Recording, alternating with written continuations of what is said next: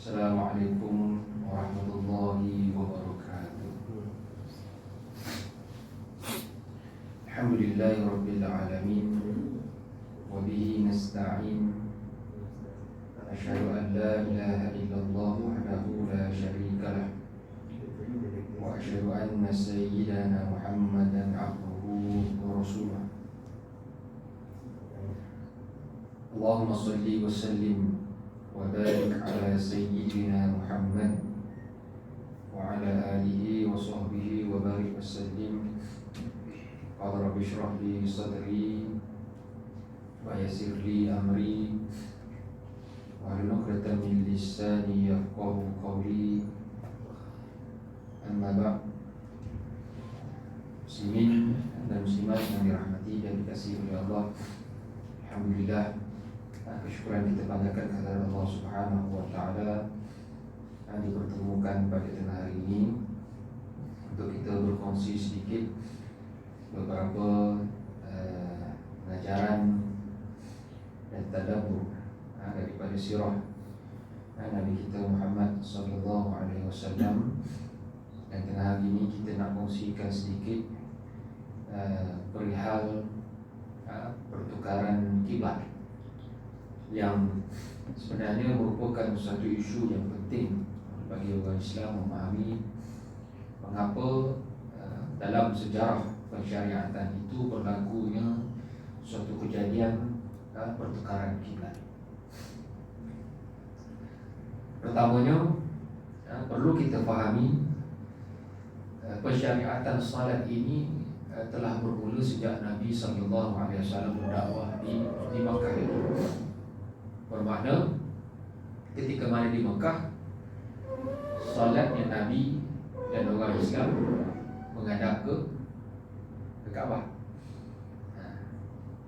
Selama hampir 13 tahun Nabi sallallahu alaihi wasallam dan para sahabat telah pun melaksanakan ibadat solat yang belum lagi lah lengkap daripada awal itu 5 waktu macam hari ini, kecuali setelah mana berlakunya peristiwa Isra dan Mi'raj, maka barulah jadi 5 waktu. Tapi sebelum tu tetap semayangnya adalah menghadap ke Kaabah, sehinggalah berlaku banyak peristiwa penentangan yang dibuat, termasuklah usaha mereka nak menghalang Nabi berdakwah itu ketika mana Nabi solat di hadapan Kaabah. Bila solat di hadapan Kaabah, takkan menghadap ke belakang, membelakangkan Kaabah. Sudah tentu menghadap ke Kaabah. Sebagaimana peristiwa seorang pemuka musyrikin yang menarik kain di leher Nabi dengan kasar sehingga menyebabkan tercekik Nabi, dan datanglah Abu Bakar radhiyallahu anhu yang menyelamatkan Nabi, sehingga disebutkan dengan ucapan ataqtuluna rajulan ay yaqula rabbi Allah, apakah tergamak engkau nak membunuh, menyakiti seorang lelaki yang hanya telah beriktikad dan telah membulatkan tekadnya untuk menyembah Tuhan yang berbeza dengan Tuhan kau, iaitu Allah. Semua fikir dengan logik ke orang nak semayang, kita kacau dia semayang, apa masalahnya? Sampai tahap macam itulah ujian yang dilalui oleh Nabi dan juga para sahabat.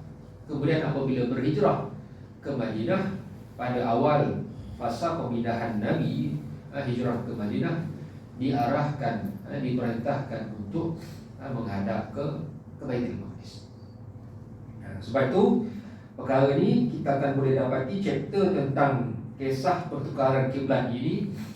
Ayat tentang tukar kiblat tu satu ayat je, tetapi polemik dan kisah mengapa Allah memerintahkan kepada Nabi tukar kiblat itu, dia agak panjang cerita. Kalau kita nak faham kisah macam mana pertukaran kiblat ini, kita mesti mula membaca ayat Allah Ta'ala daripada ayat 115 sehinggalah ke ayat yang ke 150. Panjang. Ayat pula bukan ayat surah-surah juzuk amma yang pendek-pendek. Surah Baqarah ni kan panjang-panjang ayat dia. Jadi kalau kita nak faham, maka kita akan bermula daripada ayat yang lebih kurang 115 ketika mana Allah Ta'ala menyebutkan tentang perihal kiblat. Iaitu Allah Ta'ala menyebutkan walillahil masyriqu wal maghrib, timur ke barat ke, kedua-duanya adalah milik Allah. Kemudian Allah telah sebutkan satu ayat yang kalau tak difahami dengan baik memang akan menimbulkan kontroversi sampai hari. Wahai summa kuntum fawallu wujuhakum syatrah. Maka kat mana pun kita berada, maka tetap kita akan menghadap Allah Subhanahu wa taala. Faham maksud ayat? Jadi golongan yang literalis, yang memandai-mandai memahami Al-Quran secara suka hati, apa yang dia faham daripada ayat ni? Oh, sembahyang tak payah menghadap kiblat lah. Betul tak? Menghadap kat mana-mana pun kita tetap menghadap Allah Subhanahu wa taala. Pernah bayang kalau kita baca ayat ni? Sebab apa? Timur ke, barat ke, Allah yang ciptakan, Allah yang punya. Dan kita bukan menghadap ke timur ke barat, tapi kita menghadap Allah Subhanahu wa taala. Allah ada kat mana? Dia jadi isu bincang pula. Tetapi sebab itu ayat-ayat Al-Quran ini bila nak faham, bila timbul persoalan, maka jangan kita heret persoalan tersebut dengan memandai-mandai. Itu je. Jalan dia adalah belik tafsir ataupun rujuk kepada orang yang berautoriti supaya kefahaman kita itu adalah kefahaman yang selari sebagaimana yang difirmankan oleh Allah. Jadi, apakah boleh kita semayang menghadap sesuka hati? Tak boleh lah. Tak boleh. Tapi apakah tak boleh langsung? Ada klausalnya. Sebagai contoh, ketika mana berada dalam keadaan darurat. Keadaan darurat antaranya waktu bila? Waktu menghadap jam, waktu atas flight yang kita tak tahu sampai pukul berapa, yang kita tak tahu sempat tak sembahyang nanti. Jadi nak sembahyang menghadap kiblat atas flight macam mana? Nak sembahyang menghadap kiblat dalam kereta macam mana? Jadi ada waktu-waktu yang diizinkan. Tetapi tetap bila sembahyang kita kena menghadap ke kiblat rasmi kita, iaitu Kaabah. Kerana apa? Perintah menghadap kiblat ini adalah perintah dipanggil amar lil wujub, kena buat, tak buat dosa, tak buat tak boleh, dikira melanggar perintah Allah Ta'ala. Dan tak boleh nak sembahyang menghadap sesuka hati kecuali pada waktu darurat, dan juga ketika mana untuk melaksanakan salat-salat sunat. Ada perbahasan tentang kelonggaran ketika mana kita nak sembahyang sunat dibenarkan. Itu pun dengan etika lah. Kita nak sembahyang sunat bukan berada pada waktu sembahyang yang kita berada di tempat yang khusus, di masjid surau tak. Kita nak sembahyang sunat, kita ada wuduk, ataupun ada juga pandangan yang kata sembahyang sunat ni boleh, tapi kita ambil yang pandangan yang paling baik lah, ada wuduk. Cuma menghadap kiblat ni tengok keadaan. Kita nak sembahyang sunat dalam kereta, boleh tak? Boleh, ada panduan. Sebagaimana para sahabat dahulu, mereka sembahyang sunat atas kenderaan mereka, atas unta. Apakah nak kena menghadap kiblat?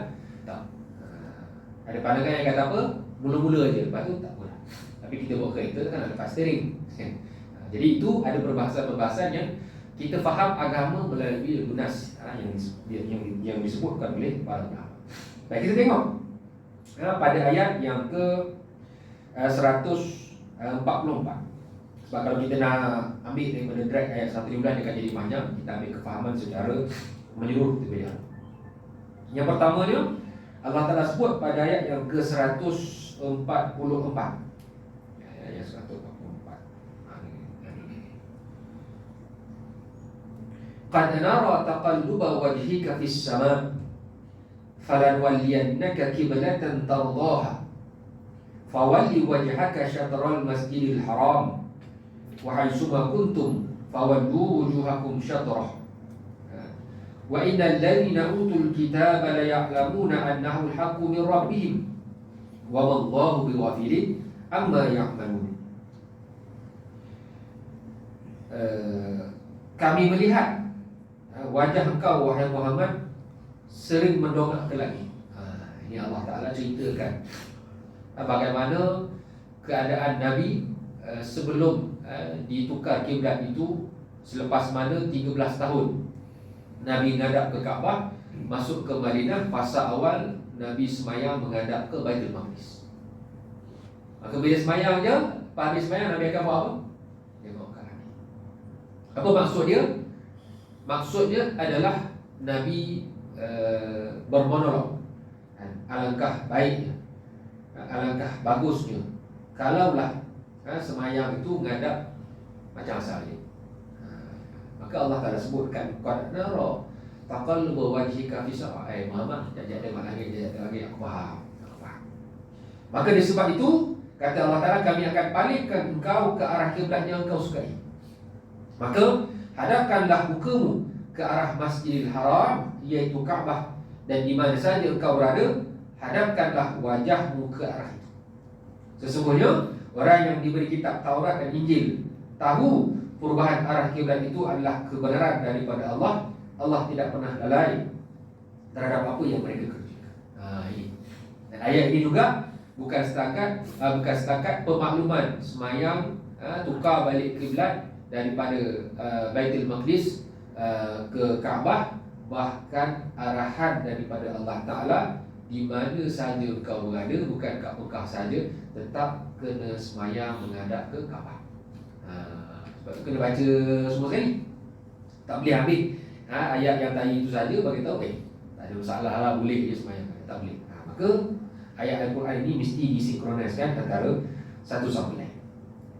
Maka ada yang menyebutkan, diriwayatkan melalui tafsir Al-Tabari, Ibnu Abu Talha daripada Ibnu Abbas radhiyallahu ta'ala anhu berkata, bahawa ayat yang pertama dimansuhkan dalam Quran adalah ayat tentang arah kiblat dalam surah Al-Baqarah ayat 115. Ayat yang kita bacakan tadi itu sebenarnya telah dimansuhkan. Jadi kita faham, patutlah. Cuma ayat yang dimansuhkan hukumnya ayat itu kekal. Itu beza dia. Jadi kalau orang yang belajar tafsir dia akan faham. Sebab ada yang tanya, kalau mansuh, kenapa ayat tu ada? Kalau tak ada ayat itu, kita pula tak tahu. Maka bila ada, kita tahu ayat ini hukumnya pernah ada, tetapi praktikalnya telah dimansuhkan. Maka dengan ayat daripada 144 tadi, menjadi kewajipan kepada kita semayang memang kena menghadap kita. Dan peristiwa ini terjadi ketika mana Rasulullah SAW berhijrah ke Madinah, yang sebahagian besar penduduknya adalah orang Yahudi. Pada awalnya Allah memerintahkan Rasulullah untuk berkiblat ke Baitul Maqdis. Kenapa? Di atas tujuan dakwah. Di atas tujuan dakwah kerana meraihkan orang Yahudi yang mereka juga beriman dengan kitab terdahulu. Orang Yahudi, mereka punya ibadat adalah berkiblatkan Baitul Maqdis. Maka dengan tujuan dakwah, sepatutnya bila ada orang yang buat benda yang hampir sama dengan kita, dia menjadi mudahlah untuk kita berdakwah. Itu tujuannya. Tetapi apa yang berlaku? Rasulullah SAW menghadap ke Baitul Maqdis selama kira-kira 10 bulan.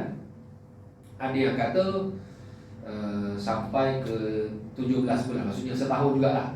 Tapi ini antara pandangannya.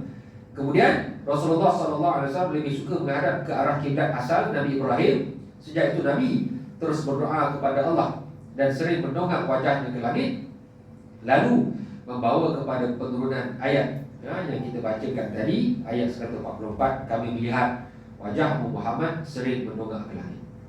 Sebab itulah dengan ayat tadi itu terbatallah perintah untuk menghadap ke Baitul Maqdis, sebagaimana di dalam hadis riwayat yang masyhur yang menceritakan tentang peristiwa pertukaran kiblat itu pada waktu sembahyang Zuhur tak silap. Tukar kiblat tu tengah sembahyang. Ni macam mana nak buat? Macam maskar lah. Belakang pusing. Memang berlaku waktu tu, memang tukar kiblat pusing. Jadi itu satu suasana yang sangat-sangat menggemparkan pada waktu itu, tetapi disukailah oleh orang beriman. Kerana apa? Kerana menghadap orang Yahudi dalam setahun pertama itu pun sudah menjadi suatu perkara yang sangat-sangat berat bagi Nabi dan para sahabat. Kerana apa? Kalau kita renteti daripada ayat 115 sampailah ke ayat yang ke-150 ataupun 152, kita akan dapati dalam chapter ini yang pertama Allah Ta'ala mulakan bicara dengan cerita kiblat itu adalah hanya sandaran semata-mata. Yang paling penting kalian tetap menyembah aku, menyembah Allah Ta'ala. Jadi tak kisahlah kalau ngadap Baitul Maqdis pun tetap sembahyang ngadap aku pada waktu itulah. Kemudian dalam proses 10 bulan ataupun setahun itu sebenarnya Allah berkenan supaya Nabi berdakwah kepada orang Yahudi dengan macam-macam cara, dengan pendekatan-pendekatan yang sangat-sangat lembut. Jadi kita akan dapati Nabi SAW dengan orang Yahudi macam-macam Nabi buat. Apa je yang Nabi tak buat untuk tarik orang Yahudi? Mula-mula Nabi sampai di Madinah, antara tempat awal-awal yang Nabi pergi adalah jumpa dengan orang Yahudi yang mereka punya penempatannya asing. Mereka tak duduk sekali dengan orang Arab yang lain. Dan memang itu style Yahudi sejak dahulu. Kita panggil style Philip. Duduk asing, duduk tempat tinggi, duduk tempat yang terpencil, duduk tempat yang dipanggil set-set dia orang sahaja. Orang lain tak boleh masuk. Jadi sebab tu ketika mana hijrah, yang mula-mula nampak Nabi sampai siapa? Yahudi. Bagi tahu Nabi dah sampai. Yahudi. Maka bila sampai, lepas mana Nabi buat tapak masjid pun, antara golongan awal yang Nabi jumpa, Nabi pergi Yahudi. Nabi sampaikan ajaran Islam, dan Nabi sebutkan kefahaman tentang apa yang korang faham tentang adanya Nabi akhir zaman, yang menyebabkan orang Madinah boleh masuk Islam sebenarnya dasar orang Yahudi. Kenapa orang Madinah tergerak hati masuk Islam? Sebab Yahudi sentiasa cerita, ajarkan kepada orang Arab di Madinah akan ada Nabi akhir zaman yang akan datang ke tempat ini. Kalau kita ingat lagi lah, waktu kita masih sekolah dulu, kita akan sentiasa dengar cerita tentang terutama dalam peristiwa Maulud Rasul lah, bulan Maulud Nabi kan, cerita pasal Nabi lahir. Di Madinah, orang-orang Yahudi apabila mereka melihat tanda-tanda kelahiran Nabi, apa yang mereka buat? Mereka masuk ke rumah-rumah, cari ada tak bayi yang lahir pada malam tu dengan ciri-ciri kenabian. Kalau ada, mereka akan bunuh. Pelik kan? Bahasanya, orang Yahudi sebenarnya tersilap hijrah. Sepatutnya mereka hijrah ke Mekah, bukan hijrah ke Madinah. Kerana Nabi lahir kat Mekah, mereka tersilap, mereka berhijrah ke Madinah. Dan kita sendiri pun guna poin itulah dalam ceramah-ceramah kita. Tapi bila kita baca balik sirah, kita baca balik hadis, benar orang Yahudi tak silap. Tak silap pun. Hijrah mereka ke Madinah adalah tepat sebagaimana ajaran Taurat dan Injil. Memang tak. Ada nas yang menyebutkan bahawa mereka perlu berhijrah di satu tempat, di satu kawasan yang ada 2 batu hitam, dan di tengah-tengahnya dipenuhi dengan pokok-pokok kurma. Ini hadis. Kat Mekah ada pokok kurma ke? Kat Mekah tak ada, tuan-tuan. Kat Mekah bukan tempat tanam kurma. Kalau ada pun kita kata ialah tanah Arab. Ada lah pokok kurma tu, tapi bukan ladang kurma. Ladang kurma adalah di Madinah. Dan memang pun di kawasan hitam, dan semua itu adalah ladang kurma. Bermaksud mereka tak silap, dan mereka faham suatu hari nanti Nabi tersebut akan berhijrah ke situ. Dan memang tepat. Jadi kita katalah selama ini tak betul lah kefahaman kita. Jadi penting bila kita belajar ni adalah dengan tujuan untuk betulkan balik kefahaman-kefahaman kita yang salah. Jadi memang tak salah pun. Cuma kenapa mereka bunuh, mereka geledah rumah-rumah, bukan kerana mereka tak tahu Nabi itu bukan berasal dari situ, tapi kita kata obses. Tak Nabi dah, mak ayah Nabi dah hijrah dah, so Nabi lahir, mana tahu. Jadi mereka geledah juga. Tapi akhirnya sampailah satu masa barulah Nabi itu berhijrah ke Madinah. Pada waktu itulah mereka mula menunjukkan pertentangan yang semakin dahsyat. Nabi berlembut, makin kuat mereka menentang. Nabi berlembut, makin kuat mereka menentang. Sampai tahap ketika mana Allah perintahkan Nabi untuk sembahyang menghadap ke Baitul Maqdis, orang Yahudi menganjing Nabi. Orang Yahudi kutuk Nabi. Sebab itu pada ayat yang ke-142 disebutkan, sayaqulu sufaha'u minan nas ma wallahum an qiblatihim allati kanu 'alaiha. Orang-orang yang bodoh dari kalangan orang ramai akan berkata, apakah sebab yang memalingkan mereka orang Islam dari kiblat yang telah dihadapi oleh mereka selama ini? Bermaksud mereka jadikan topik perbincangan mereka, apalah orang Islam ni, apalah orang Mekah ni. Dulu elok sembahyang menghadap kat mana juga kita nak sembahyang menghadap kiblat kita. Maksudnya apa? Maksudnya apa yang mereka nak sampaikan kepada orang Islam, kalaulah sembahyang tu menghadap kiblat yang sama, buat apa kami nak masuk Islam? Itu poinnya. Jadi kan dah sama. Jadi kau dengan ajaran kau, kami ikut ajaran kami, tak payahlah kami nak ikut ajaran kau dah. Seakan-akan dia menjadi poin yang kuat untuk mereka tak perlu masuk Islam. Jadi kita pun sebahagian daripada kita, bila tengok ada persamaan ajaran Islam dengan ajaran yang lain, sama je lah, jadi tak payah dia orang masuk Islam. No. Bagus ke tak bagus? Bagus ke tak bagus? Bahayalah. Isu kalimah Allah, isu yang paling mudah. Kalaulah kita guna perkataan Allah, orang lain pun boleh guna perkataan Allah dengan maksud yang lain, habis apa jadi? Boleh guna pula masjid, boleh guna pula kiblat, rumah Allah. Jadi macam mana nak bezakan Islam dengan ajaran lain? Semakin susah lah. Boleh kena ada tambahan perkataan lah dalam kamus dewan. Allah di sisi orang Kristian, Allah di sisi Islam. Senang. Maka itu sebagai contoh kenapa dia jadi isu besar pada waktu itu. Dan boleh jadi pada waktu itu bila diisukan, kan kita sama-sama sembahyang menghadap Baitul Maqdis, jadi kenapa kami nak ikut Islam? Bahasa mudahnya betul juga. Jadi tak payahlah sembahyang menghadap tempat sama. Syariat berbeza. Alah, tak apalah, kita kan ada 4 mazhab. Benda-benda macam tu sebenarnya menjadi isu pada waktu. Sebab tu bila ada persamaan, tak selamanya persamaan itu adalah sama. Sebab tu kita akan dengar peribahasa orang Melayu kan, hanya jauh hari mengenal manikam, apa nama tu, beza permata dan kaca. Kan benda yang sama tak semestinya dia sama. Ori dengan fake ori. Pakai apa? iPhone. Tengok sama je kan, buka dalam baru tahu. Rupanya iPhone ada i belakang kan, macam tu. Jadi benda-benda macam tu tidak akan boleh lari kecuali dengan keilmuan kita terhadap ajaran. Ini adalah cabaran yang paling besar ketika kita nak mempelajari. Baik.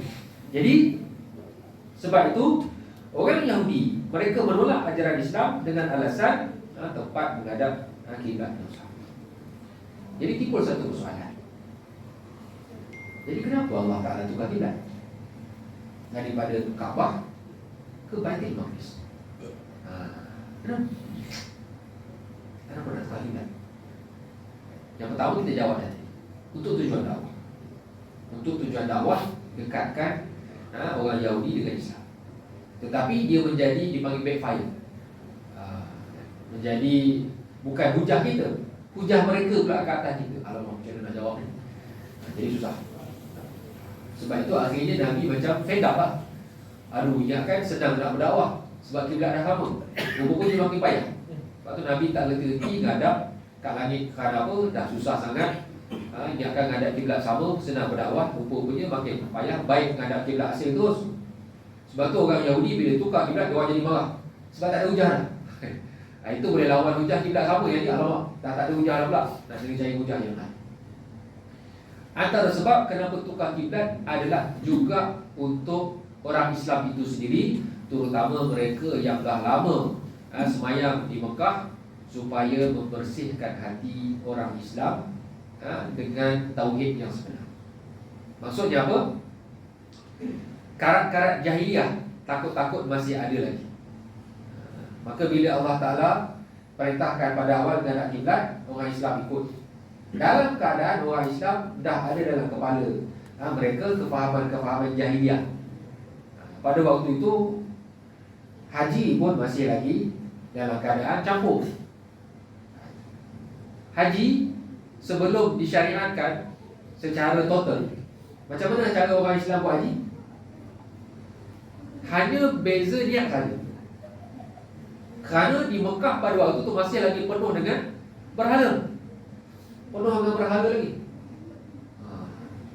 Yang kedua, bercampur pula ibadah haji orang Islam dengan ibadah haji orang jahiliah. Macam mana cara orang jahiliah buat haji? Tak ada seurat benang. Okey. Orang lelaki waktu siap, orang perempuan waktu malam. Jadi macam mana perasaan orang Islam? Jadi malu, jadi takut berdosa. Yelah, buat haji sepatutnya menghapuskan dosa. Ni orang sebelah telanjang. Apa yang jadi tempat pahala dia kan? Subhanallah, subhanallah, subhanallah. Tak ada lah kan? Labbaik Allahumma labbaik. Tak yang ibadat lah. Tengok orang telanjang kan? Yang kedua, dipenuhi berhala. Bila dipenuhi berhala, dia akan jadi sanksi. Sebenarnya semayang menghadap Tuhan tu kan ada berhala. Jadi macam memang betul-betul kita kata gangguan emosi dan juga dipanggil keserabutan nak beribadat. Jadi susah, bukan senang. Jadi sebab itu bila Allah Ta'ala tukarkan kiblat ke Baitul Maqdis untuk Allah Ta'ala uji orang beriman. Kerana kalian nak sembah semayang aku, maka kat mana-mana pun kalau bukan kiblat tu Kaabah pun semayang tetap kalian menghadap aku. Supaya orang Islam buang karak-karak jahiliah tu selama 10 bulan, selama setahun untuk buang karak-karak jahiliah. Maka bila orang Islam dah solid jiwa dia, tak kisahlah. Kalau lepas ni Allah Ta'ala suruh menghadap sini pun kami akan ikut. Kalau Allah Ta'ala suruh menghadap sini pun kami akan ikut. Maka dengan hikmah dan perasaan yang ditunjukkan oleh Nabi, dan ajaran Islam ini dia ada kaitan dengan ajaran Nabi-Nabi terdahulu. Kenapa Nabi Ibrahim bina Kaabah, macam mana sejarah Kaabah itu, maka menyebabkan Allah Ta'ala faham elemen emosi Nabi dan juga orang Islam, maka kembalikan balik kiblat ke arah yang asal. Fawali wajhaka syatral masjidil haram, semayang menghadap kiblat yang asal. Kerana pada waktu kedua kalian kembali balik semayang menghadap Kaabah, pada waktu itu jiwa kalian adalah lillahi ta'ala, bukan lagi kerana ajaran-ajaran terdahulu. Ini penting juga dalam proses taubat. Dia bukan semata-mata perlu kepada dipanggil keikhlasan. Saya ikhlas nak berubah, tetapi elemen yang paling penting adalah elemen kepatuhan syariah. Mesti patuh syariah. Maksudnya niat nak berubah tu mesti ikut selari sebagaimana yang diajarkan oleh agama. Tak bolehlah nak pandai-pandai, tak boleh pula nak melampau-lampau, tak boleh pula nak kurang-kurangkan daripada apa yang sepatutnya. Jadilah saya tak pakai tudung, tapi saya ikhlas. Boleh kan? Tak boleh. Tapi proses tu, fahamlah, proses tu perlahan-lahan. Tetapi mengeluarkan statement-statement yang sebegitu perlu dicermati dengan baiklah. Sebab dakwah ni kau mana pun dia tak boleh secara paksa. Memang bukan mudah lah. Budak kita nak paksa pun susah, apatah lagi orang dewasa. Maka itu cabaran dalam dunia dakwah. Sebab tu akhirnya disebutkan masih dalam surah yang sama, Allah Ta'ala berfirman, kami tidak menjadikan kiblat yang dahulu kamu berkiblat kepadanya, melainkan supaya kami mengetahui siapa yang ikut Rasul dan siapa yang berbalik ke belakang. Sebab tu dalam ayat yang ke-143, apa kata Allah Ta'ala?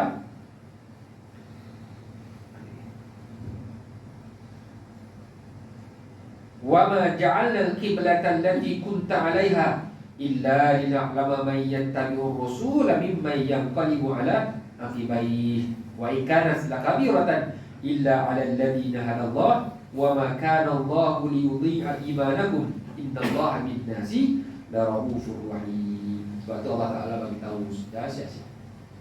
Dan aku tukar kiblat ni supaya dah test.